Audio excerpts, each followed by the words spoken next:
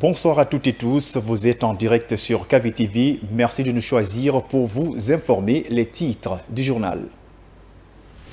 À la une de l'actualité, le barreau de Guinée dément ce qu'il qualifie d'accusations frauduleuses portées à son encontre, faisant état d'une substitution des membres du jury du concours de certificat d'aptitude à la profession d'avocat CAPA 2021. Ce matin, il était face à la presse pour donner des précisions sur ce dossier qui défraie la chronique. Deux jeunes entrepreneurs risquent de perdre 3 tonnes de gingembre qu'elles devraient livrer à une cliente. Un client aurait commandé cette marchandise transportée de Zérékoré à Conakry. La cliente a finalement désisté, une situation qui met en péril le business des deux entrepreneurs. Vous les entendrez dans cette édition d'information. La mort du patron de Wagner continue d'alimenter les débats 24 heures après l'annonce du crash de l'avion dans lequel se trouvait Prigojine et alors que le silence des autorités russes est assourdissant à Moscou sur la circonstance autour de cette tragédie. Les réactions se multiplient dans le monde, notamment en Afrique. C'est tout pour les titres. Les détails, c'est dans un instant. Encore une fois, bonsoir. À la une de l'actualité, le barreau de Guinée dément ce qu'il qualifie d'accusations frauduleuses portées à son encontre, faisant état d'une substitution des membres du jury lors du concours du certificat d'aptitude à la profession d'avocat CAPA 2021 au cours d'une conférence tenue ce jeudi à la Maison de la Presse. L'Ordre des avocats de Guinée est revenu sur les raisons des modifications apportées qui ont prévalu des accusations dans la presse. Mariama Boibari, reportage. Le barreau de Guinée a démenti ce jeudi les accusations de substitution qui auraient entouré le processus de sélection des membres du jury qui étaient désignés pour le certificat d'aptitude à la profession d'avocat en Guinée. Maître Gibril Kouyaté, ancien bâtonnier, a donné les raisons qui ont prévalu au remplacement de M. Michel Jeannette Torno, désigné par le recteur de l'Université générale Lansana Conté, à Alseni Camara qui s'est finalement retrouvé parmi les membres du jury. Une discussion au niveau de l'université encore, et on nous a proposé ce nom-là. Voilà, Michel Jeannette Torno. Nous avons accusé réception de la lettre et nous avons commencé à prendre en compte sa participation en tant que membre du jury. En temps, le recteur de l'université m'a appelé au téléphone, M. Keita. Je crois M. Manga Keita. Manga, il m'a appelé, il m'a dit, monsieur le bâtonnier, je me suis rendu compte que nous avons changé de personne, de représentant au niveau du jury. D'habitude, c'est M. Alseni Camara qui nous représente. Cette fois-ci, j'ai peut-être signé le courrier, mais entre nous aussi, nous ne voudrons pas que notre représentant soit changé. Donc ce que je vous demande d'accepter pour moi, c'est de recevoir M. Alseni Camara qui a l'habitude de venir. Selon le barreau de Guinée, ces accusations sont portées par un journaliste en complicité avec les candidats déchus du certificat d'aptitude à la profession d'avocat. Ces candidats ayant échoué qui frappent à toutes les portes, le CNT, la primature, le ministère de la Justice, les réseaux sociaux, le parquet général, ils ont adressé naturellement leur courrier au ministre de la Justice. Le ministre de la Justice a transmis une copie du courrier au bâtonnier à l'époque. Quand on dit rapport d'inspection 2022, pompeusement comme cela, pour le commun des mortels, quand un journaliste signe un journaliste d'investigation, c'est vraiment un journaliste d'investigation, il a mené des investigations. Mais en la matière d'investigation, il n'y en a eu aucune. L'affaire a déjà été portée devant la haute autorité de la communication où le journaliste à la base de ces accusations a été interpellé par l'institution. Dans le même sillage, le pouvoir en cassation introduit par le pool d'avocats du colonel Alpha Barry, ancien porte-parole de la gendarmerie contre l'arrêt numéro 59, rendu le 2 juin 2021 par la Chambre spéciale militaire de la Cour d'appel de Conakry, n'est toujours pas examiné par la Cour suprême, accusé de vol par son oncle. Les avocats de l'officier affirment que leur client est arbitrairement détenu à la maison centrale de Corenty. Condamné à 4 ans de prison, Mamadou Alpha Barry a purgé plus de 3 ans de sa peine. Maître Salifou Biavougui fustige ce silence de la Cour suprême. Il demande l'ouverture immédiate d'un procès devant cette cour. Suivez sa réaction au micro de Maïsata Tawel Kamara. Le 19 mars 2020, il est tout de suite interpellé, conduit en prison, difficilement jugé par le tribunal militaire, où il fut injustement condamné à 5 ans d'emprisonnement. Décision contre laquelle nous avons systématiquement relevé appel devant la cour d'appel, précisément devant la chambre spéciale militaire de la cour d'appel. La peine fut ramenée à 4 ans.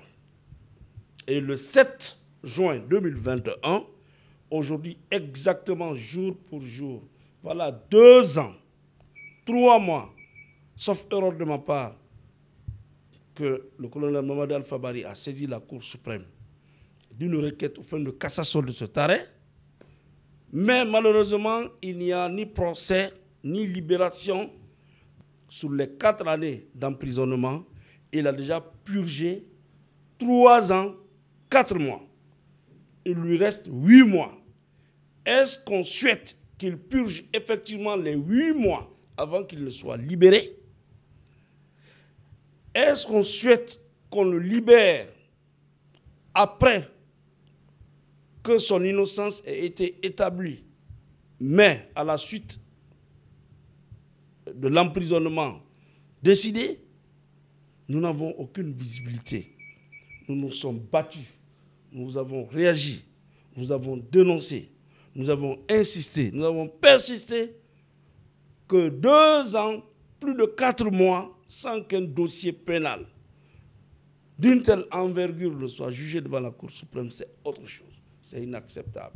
Le tronçon Cimenterie Rond-Point se trouve dans un état de dégradation très poussé. Aujourd'hui, les usagers de cette voirie sont confrontés à d'énormes difficultés pendant cette saison pluvieuse. Ce jeudi, notre reporter Aïssata Kourma y est fait un tour. Suivez son constat. Ici, nous sommes au rond-point de la cimenterie. Comme vous le voyez, cette route présente une image peu reluisante en cette saison hivernale. Pour conduire ici, il faut s'armer de courage et s'assurer que ton engin est en bon état. Les conducteurs éprouvent d'énormes difficultés pendant la traversée qui par la suite endommage leur engin. Une situation que dénoncent les conducteurs.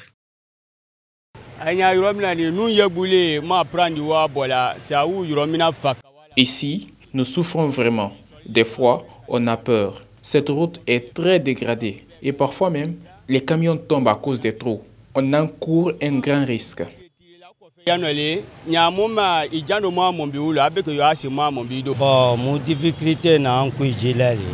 difficultés que nous rencontrons actuellement sont liées à l'état de cette route. Chaque jour, nos véhicules tombent en panne. Les voitures tombent des fois. Il nous faut appeler nos apprentis pour mettre du sable dans les trous.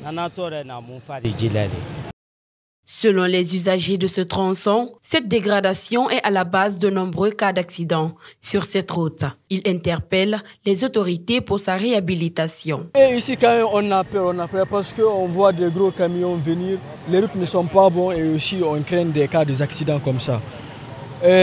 Ici, à la cimenterie, on souffre beaucoup, nous n'avons pas de bonnes routes ici.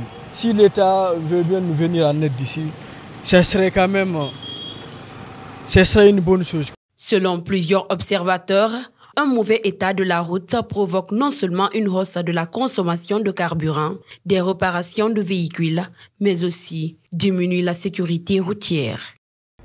Manque d'emploi des jeunes en Guinée, nombreux sont les jeunes diplômés des universités du pays qui sont toujours à la recherche de leur premier emploi. Le chômage du jour le jour, très grandissant, inquiète dans le pays. Pour subvenir aux besoins de leur famille, des jeunes se sont lancés dans la réparation des téléphones portables.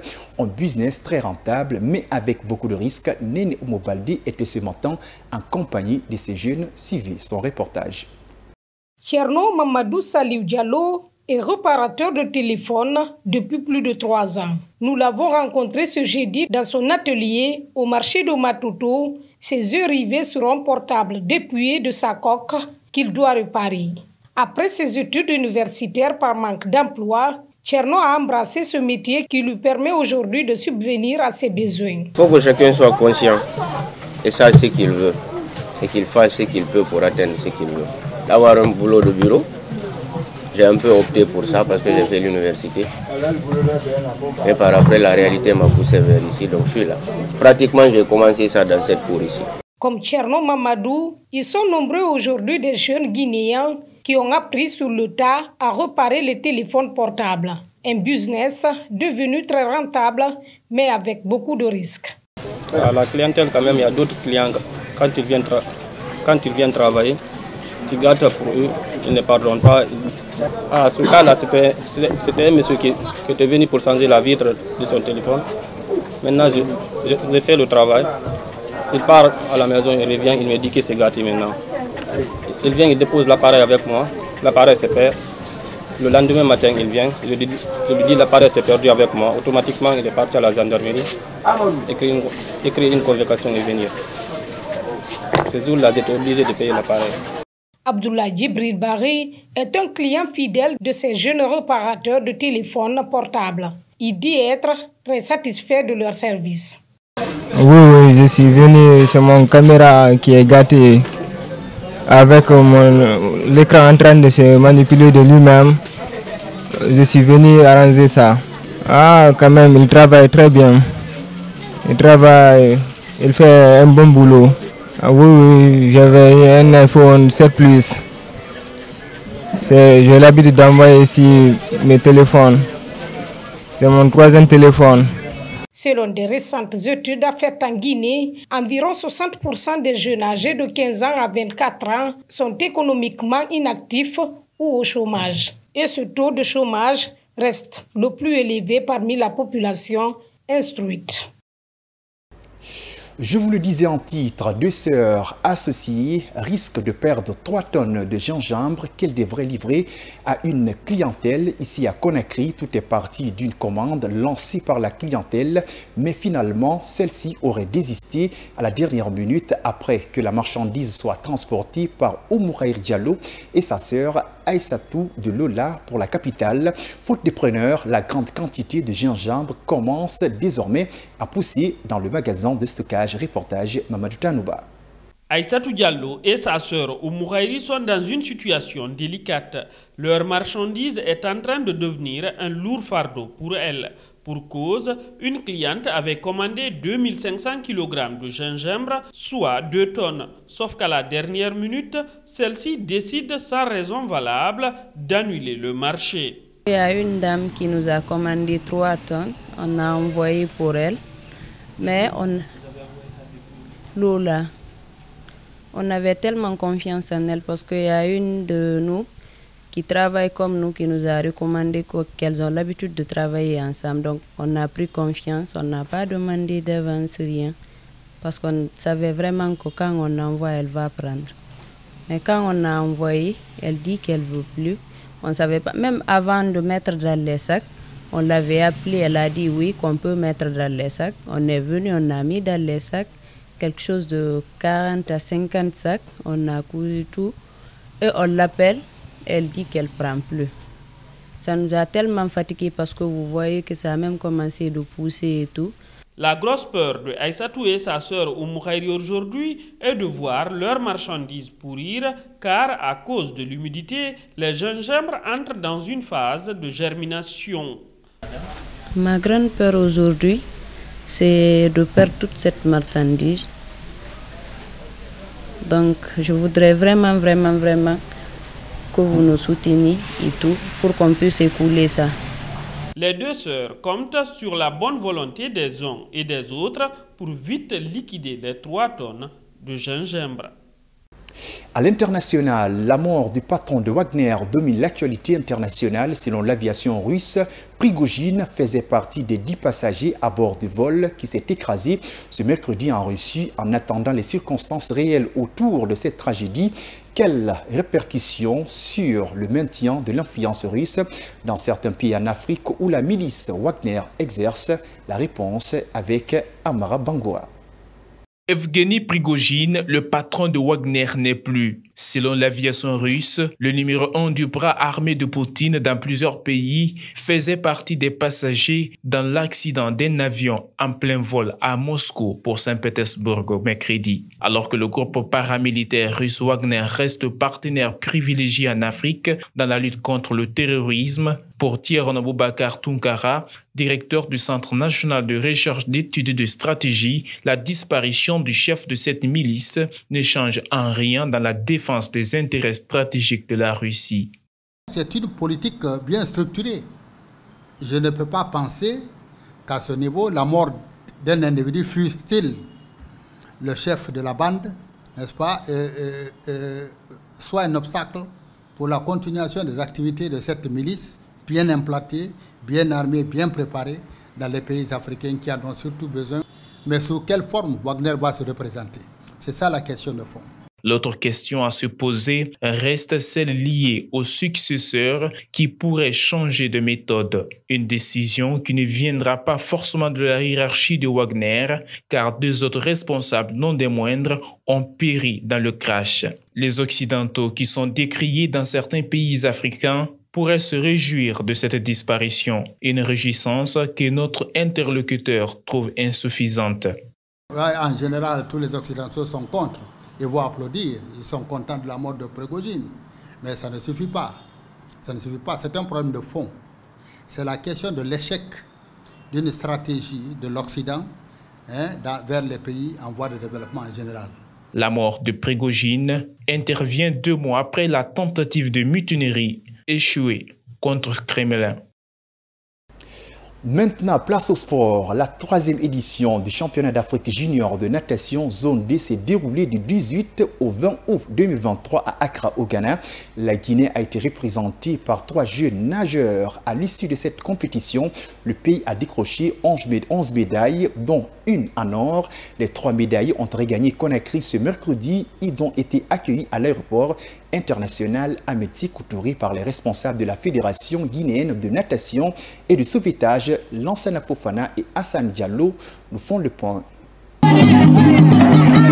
C'est dans cette ferveur indescriptible que ces jeunes nageurs guinéens ont été accueillis. Après une semaine de compétition, ils reviennent à la maison avec à la clé 11 médailles, dont 7 bronzes, 3 en argent et 1 en or. Une performance qui classe la Guinée à la 5e place devant 24 pays participants à ce championnat d'Afrique junior de la zone 2.